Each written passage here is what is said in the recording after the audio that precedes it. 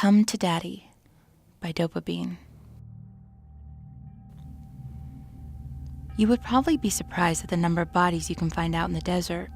You would probably be even more surprised at how often people play with the bodies. But I don't know.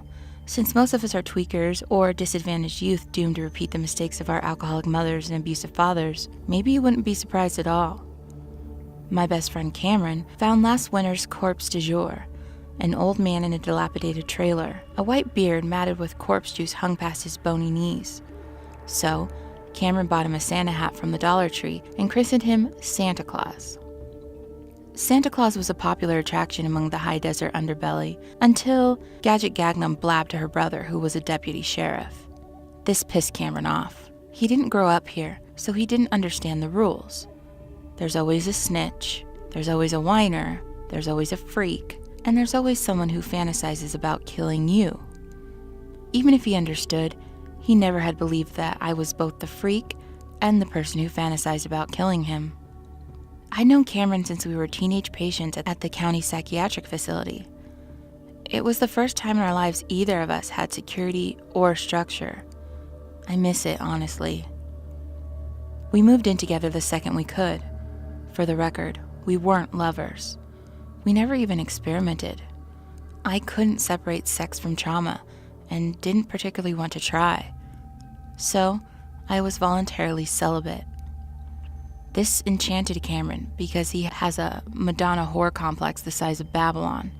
I was his pure, unsullied princess. This is why he paid half my bills, supported me emotionally, and asked nothing in return.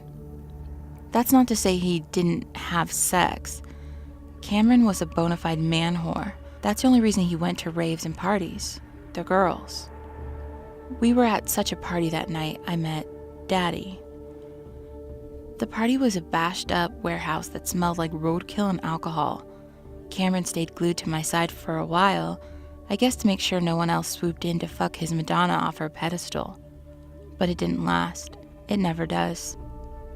A girl I recognized vaguely, waist-length black hair and makeup you could scrape off with a putty knife, was eyeing him ostentatiously. I thought it was disrespectful. To the untrained eye, Cameron and I were a couple after all. Now, Cameron was drunk by this point. He gets handsy when he's drunk, even with me. So I cuddled up and wrapped myself around him. He was enjoying it. Cuddling doesn't break the Madonna pedestal. It just makes him feel special. But I messed up. We were sitting in the corner, starting to play around. He was looking at me in a way no one else ever does. Bright and warm and hopeful, like I'm the most important person in the world. I could feel myself teetering on the edge of the pedestal. Then he leaned in to kiss me. I panicked. Before I knew it, I was running. I pretended I was flying, that I'd dash outside and leap into the air, taking flight among the mad whirl of constellations. I could almost see it, the warehouse shrinking as I gained altitude, the night wind cooling the sick heat inside me. For a mad moment, I felt the feathers sprouting from my skin, itchy and hard and growing fast. I made it outside and halted. No feathers, no flight, no night wind scraping the brokenness away. By the time Cameron found me, the night's chill had settled into my bones and I was shivering. Only when he tapped my shoulder did I realize I'd been crying. I wiped my eyes hastily and turned. The black-haired girl lingered several feet away. She had a small smile, halfway between anxious and satisfied. "Hey," Cameron slurred slightly. "Demetria and I are leaving. Will you get home okay?" Her name's not Demetria, I said in as bored a tone as I could muster. It's Brittany. All at once, he looked a lot less drunk. "You know her name doesn't matter, don't you?" We stared at one another for what felt a terribly long time. He was waiting for something, and I knew it, but I couldn't give it. Even if I could, I'd stop mattering the second he got it. Don't keep her waiting, Cameron. His face somehow drew upward, and then fell into a flat smile. He gave me a half-assed wave and left with Demetria. I counted to 1,000, then went back inside. A humid rush of sweat, piss, and beer burps crashed over me like a wave. The crowd writhed and squirmed like maggots. Music blared, bargain bin lights spun over everything. It all seemed so pointless. Nothing would be accomplished here tonight. Nothing would be accomplished here on any night. I looked down at the floor. Amid the chewing gum, spilled drink, gouges, and stains, I saw 3 words written in black Sharpie. Come to Daddy. An arrow underneath pointed east.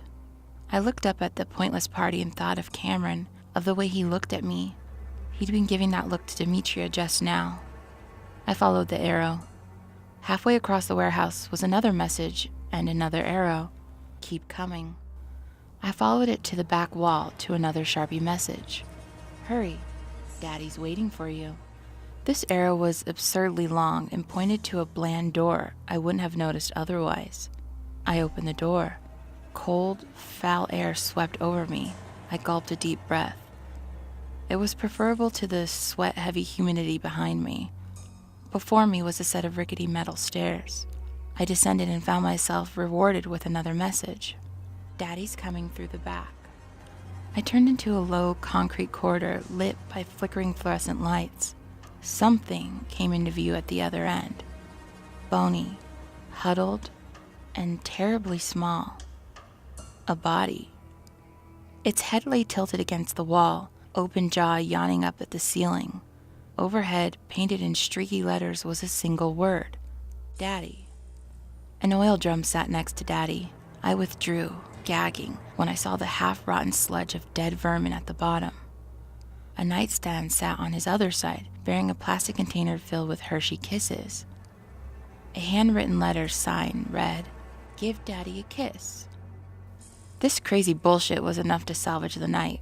Smirking slightly, I unwrapped a kiss and popped it into Daddy's gaping mouth. A second later, he shuddered and began to chew. His head lolled weakly. With a heavy grunt, he flopped forward so that his eye sockets were trained on me. Something glinted within, dark and iridescent like dirty oil. He swallowed the kiss and spoke. What do you want from me? Terror and mirth whirled together in a mad tornado. What? He lurched forward, desiccated body hitting the concrete with a clatter. I can give you one thing. Any one thing. What shall it be? I thought about it. I really did. If wish-granting, Hershey-loving corpses exist, might as well take advantage of a wish. Except, I didn't know what to wish for. I didn't want to be normal. People like Demetria are normal. I didn't want another life. Why bother when I barely want to live? I couldn't have Cameron.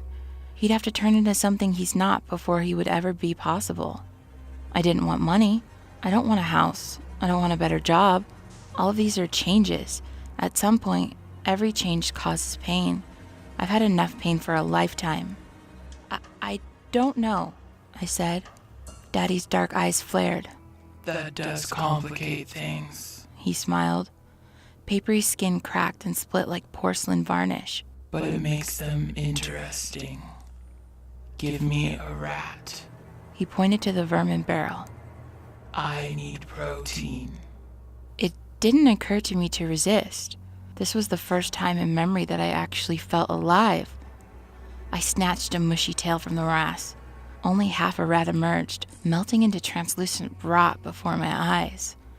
I tossed it at Daddy, who lunged like a spaniel and caught it in his mouth. He swallowed it whole, then said, I can tell your deepest desire of your heart and give it to you. Why? Because I can. This was the only justification I recognized, the only one I believed, the only one that made sense. Then, do it. Not that simple. I need energy. More rats? Well, of a kind. He chuckled. But not exactly. He watched me expectantly. Those sockets glinted madly, reflecting every color under the sun and several I couldn't describe. Music thumped from upstairs, losing trickles of dust and reverberating through Daddy's lair. I don't get it. People. I need people. Or rather, parts of people. Skin, eyes, hair, livers. I eyed him suspiciously, wondering just how fast the monkey's paw motherfucker could run. You could get all of those from me. You're my client. Clients pay the provider's price. You pay the provider's price in bodies. I need 2 eyes, 2 lungs, 1 stomach, 1 liver, 1 skin. He continued rattling off seemingly every organ in the human body. Then he finished. And each must come from a different person. I contemplated this briefly. You'll show me what I want? Something, I added silently, that will make me happy.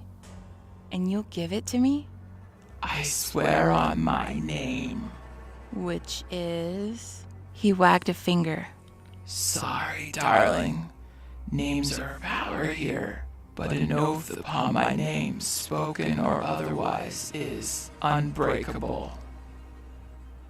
I watched him. He smiled widely. The thin remains of his mummified skin split and flaked off like snow.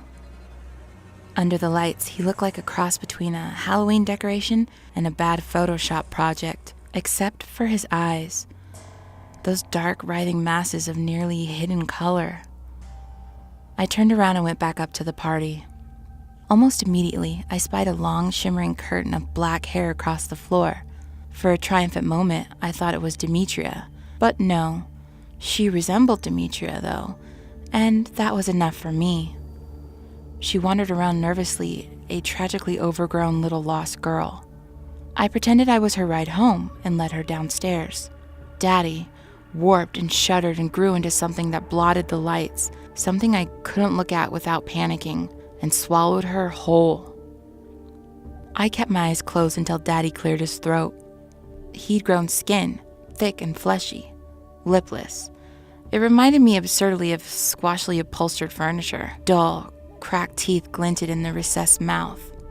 Will I have more tonight? I got Daddy a stomach, 2 eyes, and a liver before the night was done. I chose dirty, dusty men, the kind that looked as if they'd been sucked dry, homeless tweakers, people who, for all intents and purposes, have already disappeared. I know how sick it is, but please try to understand.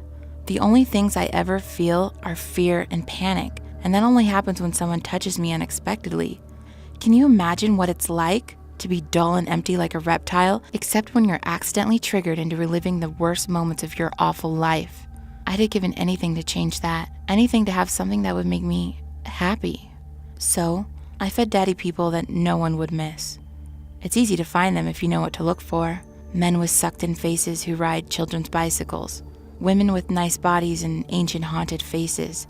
Dust-caked teenagers and old men sleeping under tarps in the desert. It took a month. In that month, Cameron began to date Demetria. She spent more time in my apartment than I did. After I walked into her blowing him after a long shift, I went to my room and started to pack. I don't have much, so it didn't take long. Cameron caught me as I dropped the last bag in the trunk. His eyes were wet. She doesn't mean anything, he said. I slammed the trunk shut. Then that makes you a shitbag, Cameron. Tell me to dump her, I'll do it. I'm not your mommy. He ran his hands through his hair. His lips started to tremble. Loathing exploded from me. You're the most important person in my life. Only because I can't be. I climbed into my car and drove off.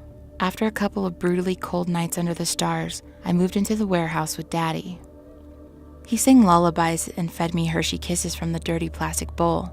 No matter how many I ate, the bowl never emptied. Daddy didn't expect conversation, affection, or any attention at all. All said and done, it was a relief. I still went to work, of course. Cameron came in every night. I felt a cruel surge of triumph whenever he wandered in. He still looked at me as he always had, like I was the only person that mattered. Then, Demetria followed him. The fight was a truly spectacular example of white trash beatdown. He and Demetria were banned, and I got written up. It didn't really bother me. That night, I found a raggedy fat man in a foul-smelling clothes out behind the restaurant. I told him he could stay at my house if he wanted. He was slow, childlike and took me at my word. Daddy ate him quickly and spit the bones into the rat barrel. Then he burped, enormous fleshy cheeks beating like sails in the wind, and sat down. We're almost done, He said. Only one body left. I did a quick calculation. 2, a heart and a brain. He chuckled indulgently. I've had a brain this whole time. All I need is a heart. By this time, Daddy looked like a cross between Nosferatu, Frankenstein's monster, and a Picasso painting. Pale, fleshy, and muscular, with ridiculous Fabio hair and a thick, indecently red mouth that didn't quite fit his skin. He had one green eye and one brown eye. In place of whites, that murky oil rainbow continued to swirl. I'll find it tonight, I told him. He hesitated theatrically. There's a special rule for the heart. My skin tightened. I need your heart. My pulse beat slow and heavy in my throat. That's against the rules. He laughed. You misunderstand. I don't need this. He tapped my chest. Tired little muscle. I need your heart. Only it's inside of someone else. What are you talking about? I asked levelly. A heart that is a heart that loves you. You mean Cameron? He smiled and nodded. I almost left. But why? Cameron doesn't really love me. He loved his illusion, his pure little princess, someone he couldn't touch, someone who's too good to be touched. It's a paradox. The moment he got what he wanted would be the moment he lost it. But he could help me get what I wanted. If he really loved me, that would make him happy, wouldn't it? I drove to my old apartment and knocked. Cameron answered the door, smelling like dirty clothes and whiskey. His eyes went wide when he saw me. Then he started to cry. She's gone, he said. I'm so sorry. You've got nothing to be sorry for. I came inside and held him. He got handsy. I let him. Maybe because I was expecting it this time, or maybe because there was finally a light at the end of the tunnel. It was okay. Not enjoyable. My heart raced and I felt sick, and he was too intoxicated to do a whole lot. But he was gentle and careful. He got what he wanted. Before he could realize that he'd knocked his angel off her pedestal, before he could take my heart away, I talked him into a drive. The drive to the warehouse was the happiest I'd ever seen him. I led him through the warehouse, pausing every minute or two for a hug and a kiss. That was fine. It was good to make him happy. Quid pro quo. Only when he saw Daddy hulking and grinning under the fluorescent lights did Cameron realize that something was wrong. Daddy stood up. He looked awful. 9 feet tall and completely wrong. A hybrid of every childhood nightmare. Get back, Cameron told me. Daddy charged. Cameron shoved me towards the stairs. I felt his hand on my back, felt his pulse beating through his wrist for a fraction of a second. Then, Daddy grew, blotting the lights, bones creaking and cracking as he exploded into something I couldn't comprehend. And then, like all the others before him, Cameron was gone. My heart began to pound. From grief or excitement, I couldn't tell. We're done, I said. So where is it? Where's what? What I want. The thing I want. I could feel my blood pressure rising. You mean the deepest desires of your heart? Yes! He grinned and dropped to his haunches, pausing like a runner about to take off. Here it is. He took a deep breath. The stillness was excruciating, poised overhead like a crushing weight. Then Daddy opened his mouth and threw up, bloody and foul, full of shattered bones and flesh. It flooded toward me like a tide, and, floating within it, a pale crown jewel. It was Cameron's head. Daddy gurged up a final outpouring of viscera and settled back. There it is. My skin prickled and stung. I thought of feathers, small and hard, piercing the skin as they forced their way up. I turned and ran.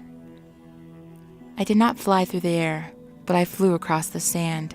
Stars lit my way, a million eyes glazing the desert in silvery darkness.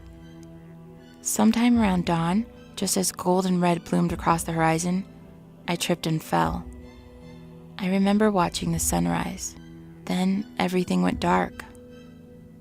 Cameron found me. When we got home, he helped me into the shower. I sat blankly as dust and dried blood scrolled down the drain. After 20 minutes, he helped me out and put me to bed. I fell asleep quickly. I woke around mid-afternoon. Sun streamed through the window. Cameron slept beside me. His shirt was hiked up halfway over his back, revealing what looked like a tattoo. I lifted his shirt, half expecting to see Demetria's embellished name, and froze. Not a name, not even a tattoo. Just 7 words written in black Sharpie. Give Daddy a little more credit, honey.